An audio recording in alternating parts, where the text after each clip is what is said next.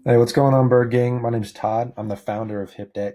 We built this app because we wanted to make it really easy for schools and churches, businesses, any kind of institution to do digital signage and do it really easily. So let's just get right into this. I'm going to show you guys how this works. Before we add a screen, we're going to go and create a playlist. So let's just do that real quick. Let's do something real simple. Let's say we're a burger shop and we're trying to set up a new ad for our new burger coming out. So let's add a few elements for that.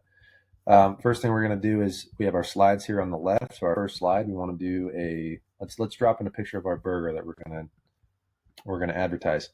Um, okay. Okay, so we're gonna grab that burger. We're gonna drop that in. Let's move that background, get rid of that, and maybe shrink it down a little bit so it's not so huge. We'll put it right here. Let's add another image to here. Let's drop in the smoothie picture, kind of enhance that, show it next to what you're going to eat it with. Let's shrink that down too so that it fits. Looks good. Okay, so now we want to change those layers. So all right, there we go. And let's move that down a little bit. Okay, cool. So let's add some text and give people an idea. Let's call this burger place Sun Burgers. Cool. All right, we got that in there. All right, and next thing we're gonna do, let's drop in another, maybe just some promotional text. We'll call this, say, only 7. There we go. Cool. That's in there. Let's add some more here. We'll drop in another text just on this side. Let's call this the OG Burger. All right, there we go. Okay, so we're ready to go. This is a very simple one. Maybe just change the background on that slide, make it food-esque. Make more of like a yellow. No, that's a little bright. That's good right there.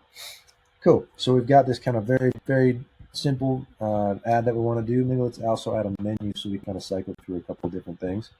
Let's drop in the menu as well.